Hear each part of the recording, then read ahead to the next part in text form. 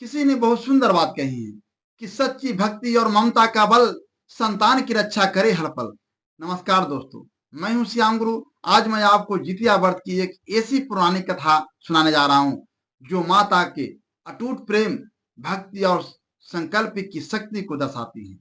यह कहानी नदी में डूबते बालक को बचाने वाली माता की भक्ति से जुड़ी है, जो जितिया व्रत के महत्व को और भी गहराई से समझाती है। तो आइए इस कहानी में डूब जाइए और माता के प्रेम और विश्वास से शक्ति को अनुभव करें।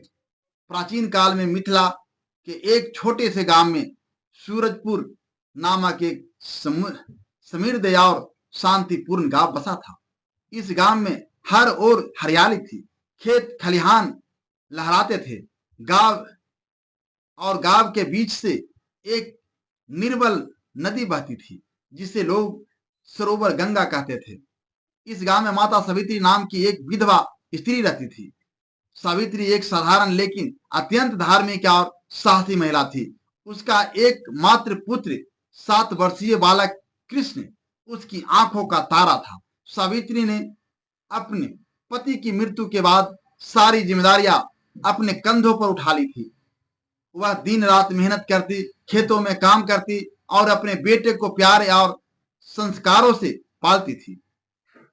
सावित्री की भक्ति और प्रेम की कहानी गांव में हर कोई जानता था कि वह हर साल जितिया व्रत करती है, जो मिथिला में माताओं द्वारा अपनी संतान की लंबी आयु और सुख शांति के लिए किया जाता था।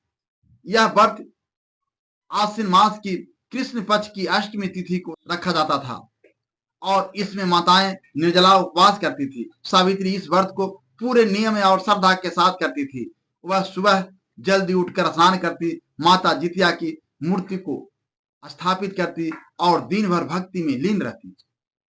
एक साल की बात है, जब जितिया व्रत का दिन निकट आ रहा था। गांव में उत्साह का माहौल था। सभी माताएं अपने बच्चों के लिए प्रार्थना करने की तैयारी में थी। सावित्री ने भी अपने घर में माता जितिया की पूजा की तैयारी शुरू कर दी थी। उसने मिट्टी से माता की मूर्ति बनाई, फूलों से सजाया और अपने छोटे से आंगन में पूजा का स्थान तैयार किया। लेकिन उस साल कुछ ऐसा हुआ जिसने सावित्री की भक्ति और विश्वास की परीक्षा ले ली। व्रत के एक दिन पहले सावित्री अपने बेटे कृष्ण को लेकर सरोवर गंगा नदी के किनारे गई थी। वहां वह कपड़े धो रही थी और कृष्ण पास ही नदी के किनारे खेल रहा था। वह मछलियों को देखकर उत्साहित था और बार बार नदी के किनारे जाकर पानी में पत्थर फेंक रहा था। सावित्री ने उसे कई बार सावधान किया, कृष्ण ज्यादा दूर मत जाना, नदी गहरी है। लेकिन बच्चे की मस्ती कहाँ रुकती है। कृष्ण अपनी माँ की बात सुनकर हंसता और फिर खेल में मग्न हो जाता। अचानक एक तेज हवा का झोंका आया और कृष्ण को पैर फिसल गया। वह नदी के गहरे पानी में जाकर गिर गया।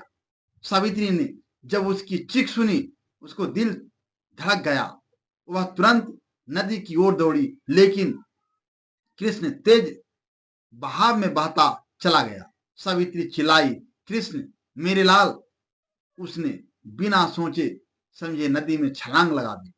लेकिन नदी का बहाव इतना तेज था कि वह भी उसमें बहने लगी। गांव के कुछ लोग जो पास में थे दौड़कर आए और सावित्री को तो बचा लिया, लेकिन कृष्ण का कहीं पता नहीं चला। सावित्री का दिल टूट गया। वह नदी के किनारे बैठकर रोने लगी। उसकी आंखों में आंसू की धारा बह रही थी। गांव वालों ने उसे सांत्वना दी, लेकिन कोई भी उसे शांत नहीं कर पाया। सावित्री बार बार माता जितिया को पुकार रही थी, हे माता, मेरे लाल को बचा लो। मैंने तुम्हारी हर पूजा सच्चे मन से की थी। मेरे बेटे को वापस कर दो। उसकी पुकार में इतना दर्द था कि मानो आसमान भी रो पड़ा। उसी रात सावित्री ने फैसला किया कि वह जितिया व्रत और भी श्रद्धा के साथ करेगी। उसने अपने टूटे मन को समेटा और माता जितिया की पूजा शुरू की। उसने निर्जला व्रत रखा, दिन रात माता की भक्ति में लीन रही।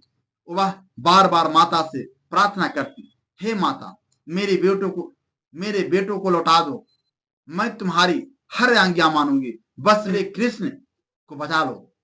उसकी भक्ति और विश्वास इतना प्रबल था कि माता जितिया उसकी पुकार से प्रसन्न हुई।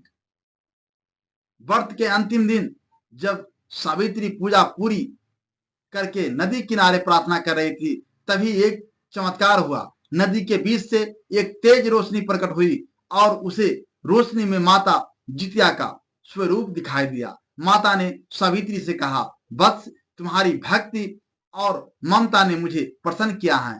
तुमने अपने पुत्र के लिए जो संकल्प लिया वह व्यर्थ नहीं जाएगा। जाओ, अपने पुत्र को देखो। सावित्री ने जैसी ही नदी के ओर देखा, उसे विश्वास नहीं हुआ। वहां नदी के किनारे एक पेड़ की जड़ों में फंसा हुआ उसका बेटा कृष्ण जीवित था। वह बेहोश था लेकिन सांसें ले रहा था। सावित्री दौड़कर गई और अपने बेटे को गले से लगा लिया। उसने माता जितिया को बार बार धन्यवाद दिया। गांव वालों ने भी इस चमत्कार को देखा और माता जितिया की जय जयकार करने लगे।